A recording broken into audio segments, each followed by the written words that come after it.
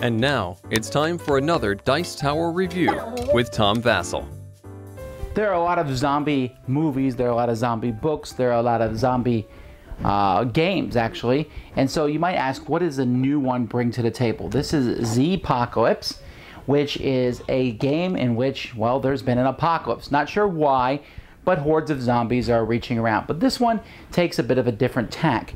In this one, you are part of a band of survivors that's hidden out in a bunker, and you need to go out and get supplies and fight off hordes of zombies. I mean, we're talking zombies just keep coming, and you can make the game pretty much as hard as you want, but what the game does is it basically gives you this feeling of a fight for survival.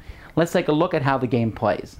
Once again, I will say that because this is a prototype, the components that you see are in prototype form, and that they don't necessarily represent what you're going to see at the final production. In fact, they sent me a thing that you can see, for example, what some of these are the zombies they're using now that come from the Twilight creations, but these are the zombies that will come with the game, and they're going to have nice little squads that you can put together. So that's going to be coming, but the artwork's pretty much done. But anyway, without further ado, you can see here's a victory point track, and this is the point of the game, is to get victory points. And you're going to get victory points because certain cards that you will get as the game progresses will have little victory point icons in the top. You also get victory points for every zombie you kill, and you also get victory points for setting up barricades and stopping the zombies. And this is a nice aspect of the game, because if you just sit back and let everyone else take the brunt of the force, you know, the zombies come and you say, I'm just trying to survive. Well, you might survive, but you won't get many points. So it rewards you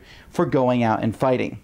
Now, the whole game is based on this. You, at the beginning of the game, are going to start with 2 survivors. The survivors will have different stats and different abilities, and you can see that they have abilities here in the bottom of their card and a special ability that they can use once per game. But when you start with these two like fuse together and become your squad. And even if you pick up a third or a fourth person, they're still part of your squad. And so your squad is going to have hit points, and that's used by totals here. You'll have armor, a melee skill, firearm skill, smarts, brains, and movement. Now everything is cumulative except movement. Movement is the movement of the slowest guy in your group. And so these will change. Some of them, like the firearm skill and melee skill, those won't go down, because even if your guys get killed, you kind of learn from the experience of that person. But your movement can change depending if you add a slower guy to the group, and your hit points can definitely go down, which will kill different people. Now the game takes place over multiple days. A normal game takes place over 2 days. If you want to play a much longer game, you can go all the way up to 4 days, although each day gets worse and worse. At the beginning of each day, your squad is going to get a daily goal, and it will have some information on here, and it will tell you what goal. For example, here, your goal is to have your squad have only men or only women. Okay, I don't know why. This is a members-only squad thing. And another one here, junkie, you must get rid of all the medical cards in your hand without gaining any life. So you're using up the drugs. And so you have different goals. They might be goals that you're not a real big fan of doing, so hungry or whatever, but it's a goal. You don't have to accomplish it, but it will give you a lot of victory points if you do accomplish your goal. And so what you're going to do at the beginning of each day is you are initially in this bunker here. Okay, at the start of the game it shows you what you need, what you start with, and this bunker is going to have an entrance that comes out somewhere. So here we picked the hotel lobby. Okay, and you can see here, right here, this yellow arrow is where the bunker entrance is. And as the game progresses, you're going to be building around the hotel lobby. You don't have to start with the hotel lobby. You can start in a park. You could start, there's several different buildings and things that you can start with. If you start in a park, you're crazy, because it's all open. But if you like a crazy game, you can do that. The first thing you'll do each turn is you're going to draw a scavenge card. And you're going to look at the scavenge card, and you're going to be rolling a die, and basically you are rolling your brains, your smarts ability, because smart people can scavenge well. You're likely going to rescue people no matter what, and you have a chance to add them to your team, possibly, or maybe you don't want them, depending on your goal.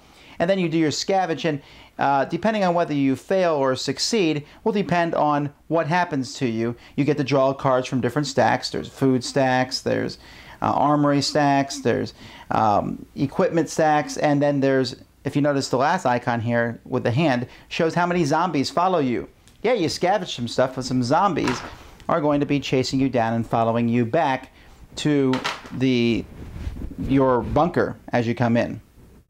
The next phase of the game revolves around the food cards, or even possibly item cards that you picked up when you were scavenging. You have to feed each person in your squad or they're going to go away. And you could choose not to, maybe to meet your goal, but you have different food cards that you can get. Some food is radioactive, which is fine, you can eat it, but you're going to also lose life as you eat it. And even when you go through the different cards that are part of this, there is a just what I need it card, which also can be food, or it can be ammo or health or machinery, etc., or scrap. And so you can use those to feed your people. You can also trade these cards with other people. Then what you're going to do is, in turn order, you have a chance to fortify. As the zombies are going to come in, and as different things are built on the base coming in, and zombies are going to be coming in, you're allowed to build fortifications. You can build walls. You can put up sandbags. You can put up, there's all different things. You can put up a trap for the zombies. You can put up a gate. You can put up a tower where you can stand on and shoot at the zombies. And usually when you put up these things, you're going to have to spend that scrap that I showed you earlier. But the good thing about it is you're going to get points. Now, points is a big deal here, because points not only determines who wins the games, but as you get to these 5 levels, you're going to be able to increase your firearm skill or your melee skill, and that's a big deal. And so as you're going through and increasing your points, it's a good way to increase your skills. So sometimes you will build these things just to increase your skills, but you also are stopping the zombies. Now, in a sense, it's kind of cooperative, because you're working together to stop the zombies as they march in, and you probably already brought back a bunch of these zombies. Now, if you notice, there's 2 kinds of zombies. That's because one of them will be basically a double zombies. Double zombies are harder to stop, and when you kill them, they become a single zombie, which you then have to kill. Now, zombies are going to move straight forward, but before the zombies come in and before we fight, everyone is going to draw a something's happening card. And this is just some basic random event that will happen. And then, depending on what night it is, shows how many zombies show up on each tile that is placed. Each player is going to place a tile for them. So this one's not so bad, because only 3 zombies per player are placed, plus whichever ones have followed you. That's still going to be a lot of zombies, and each zombie is going to move 2 when they move. However, if this was night 2, there'd be 5 zombies, and they would be moving 3. Night 3, 5 zombies, 3. Night 4, 7 zombies, and they would move 4. That's just insanity. And so this card, that can change dramatically on how many zombies come. And so the zombies are going to show up, and then basically players are going to go around the board and take actions. And they're basically going to, they have different actions that they can take. You can attack, you can move, you can go out and scavenge, because as these tiles come up, like you'll see here, is a search armory. So I want to go there and search for a new weapon, because you're going to want new weapons. You might want to go out and fight the zombies, or you might want to stay behind the barricades and fight the zombies as they come in.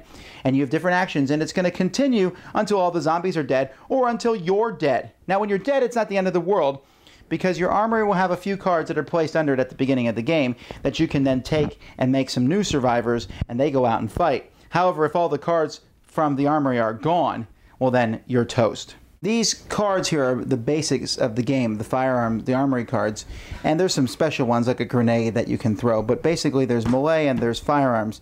In the corner it shows what the range of that weapon is, but let's take a look at a melee weapon here. The amount of dice that you get to roll an attack with it is based on how much your training is. So if you're untrained, you roll 1 red die. If you're trained, which means your melee skill is 5 or higher, you have a die, and if it goes to 10 or higher, then you have 2 dice. However, you only kill on a 6 if you're untrained. Once you're trained, a 5 or a 6 will kill. And then once you're super trained, you're rolling 2 dice with a 4, 5, and 6. So you can see how your combat ability will go up as the game progresses. And different weapons, like the awesome samurai sword here, you kill, gets you 3 dice. I mean, when you're rolling 3 dice and killing on a 4, 5, or 6, that's a big deal. So you're going to use that. The ranged weapons, you also will be rolling a blue die, which might make you run out of ammo, in which case you'll need an ammo card to refill the gun, or it's worthless to you, which is, of course, not a fun thing at all. So you're rolling dice and killing zombies, and remember, every time you kill zombies, you get points. Then the zombies will go. The zombies will move by a predetermined movement. Basically, they move towards a bunker, or they move towards a player. If the zombies see you, they will move towards you, as I found out the hard way. They'll close in on you, but they'll also move towards the bunker. And the game has some special rules, you know, if they're equal distant and so on, how they move. But basically, they will move, and then they will attack, and you get a chance to roll dice and hold them back. But if you don't hold the zombies back and then they're around you, then they're going to be rolling dice. You'll be subtracting your armor from that, and then they're going to be taking off your hit points. And remember, if your hit points are gone, you're dead. So players are going to go back and forth, taking some actions, then the zombies move, then they take actions, then the zombies move. And this will continue till the zombies are dead or the humans are dead, at which point then you go to the next day and continue. And that's basically the game. At the end of the however many nights you've chose, doesn't matter if you died or not, whoever has the most points is the winner. There's no question that this game gives the feeling of a zombie apocalypse. The fact that you're really, there's not a lot of hope in this game. The zombie hordes, at first, you think, oh, this isn't so bad, and then it just keeps getting worse and worse, especially if you played it 4 nights and you're insane. But I mean, the zombie hordes just keep coming. Finding the good weapons is critical, but you go out there and you're just rolling dice and hacking and slashing through the zombies. There's kind of a cooperative thing where, hey, I'm working together with him because we need to fight off the zombies, but hey, if, you know, you get beat up by the zombies a little bit, you know, I'm not going to cry because you're trying to win. So it's kind of cooperative-ish as you work together. I really enjoyed how the game looks fairly complex. You look at it, there's all the dials on here, all the cards, but it really isn't that complex because once you get to the combat just happens like this. It's easy, you roll dice and do this. And it's interesting because it almost has some of the aspects of a tower defense game because the zombies are marching in and you're setting up traps and things, trying to slow them down as you can get your guys into positions, maybe with a gun and you can blow them away, or have a guy come out with a sword and be a killing machine there. So it's very interesting as the zombie horde rushes in. I have not played another zombie game like this. I played several zombie games where the zombies kind of just walk around. Here they are coming to get you. There's just this overwhelming feeling of the zombie hordes coming in, and you are doing anything and everything you can to survive. So if that sounds interesting to you, you can go to Kickstarter and support this game. We'll have the link in just a second. And if you like it, this is probably the most zombie game that I've played.